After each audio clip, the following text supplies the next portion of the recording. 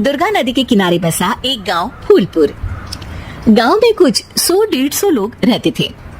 अंजलि, जो कि पास ही के जिले में रहती थी और 12वीं पास कर चुकी थी, उसके पिताजी ने बेटी को जल्दी विदा करने के लिए उसकी शादी फूलपुर गांव के मुकेश से करवा दी थी।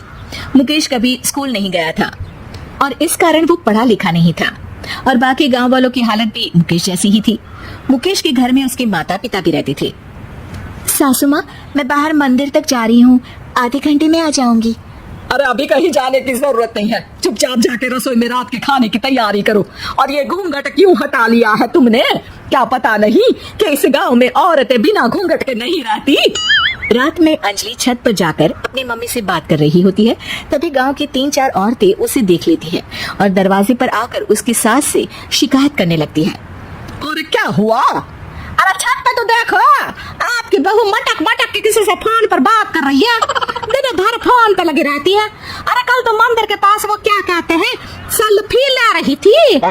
शहर की बहू रखना अच्छा शान की बात है, पर देखना इसके लक्षण से ये तो तुम्हारे परिवार को बदनाम ना कर दे। ये पहली बार नहीं था जब सास से गांव के लोगों ने अंजलि की बुराई या शिकायत नहीं की हो। अब तो ये रोज की बात थी। अंजलि ये सब सुन लेती है।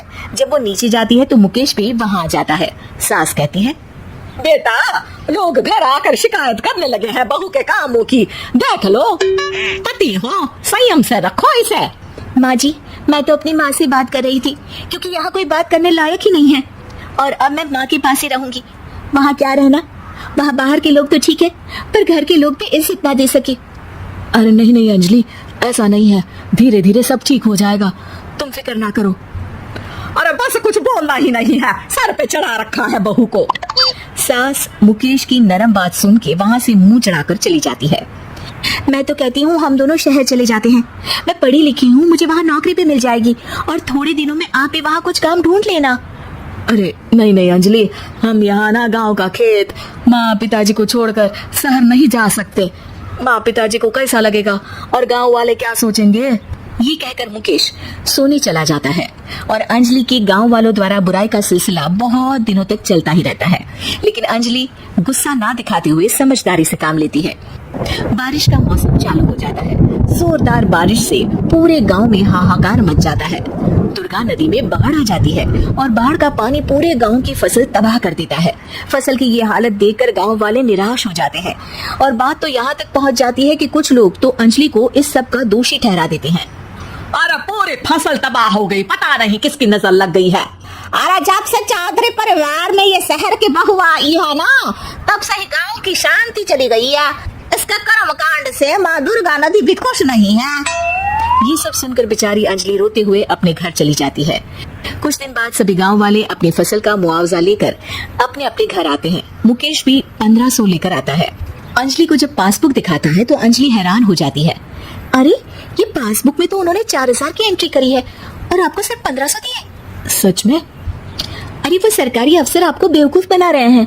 सरकार की तरफ से हमें 4000 मिले हैं लेकिन बाकी का सारा पैसा खुद ही खा रहे हैं।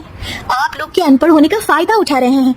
ये सब सुनकर मुकेश परेशान हो जाता है लेकिन अंजलि उसे हिम्मत से काम लेने को कहती है और सुबह होते ही मुकेश को पंचायत कार्यालय ले जाती है और साथ में गाँव के और लोगों को भी।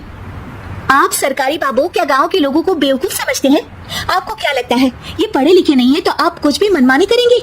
ये बेचारे दिन रात इतनी मेहनत करते हैं, ये हमारे अन्नदाता हैं और आप इनके साथ ऐसा धोखा करते हैं।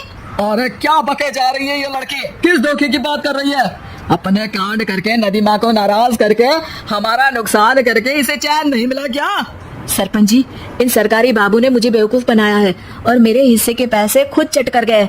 बस ये सुनते ही सरपंच वहाँ से दुम दबाकर भाग जाता है। पता चलता है कि जनपद अधिकारियों ने गांव के सरपंच के साथ मिलकर सबके साथ धोखा किया है। सब लोगों का विरोध शुरू हो जाता है और आखिर में अधिकारी सब गांव वालों के हिस्सों के बचे हुए पैसे उन्हें लौटा देते हैं और कई दिन तक सरपंच गाँव में लौटता ही नहीं। अंजलि, तुम नहीं होती तो हम गांव वालों को तो पता ही नहीं चलता कि ये हमें हर बार बेवकूफ बनाते हैं। हाँ हाँ अंजलि बेटी, हमें माफ कर दो। हम सब तुम्हें बुरा भला कहते रहे लेकिन तुमने ही आज हमें बेवकूफ बनाने से बचाया है। हमें तुम पर गर्व है बेटी। अब समझ आया कि सरपंच तुमसे नहीं तुम्हारे पढ़े लिखे होने से नफरत करता था। क्यों ना इस बार हम अंजलि को ही सरपंच पद के लिए चुन लें? क्या कहते हो गांव वालों? पढ़ी लिखी सरपंच। बस पूरा गांव अंजलि के लिए ताली बजाता है और अंजलि की सास उसे खुशी से गले लगा लेती है।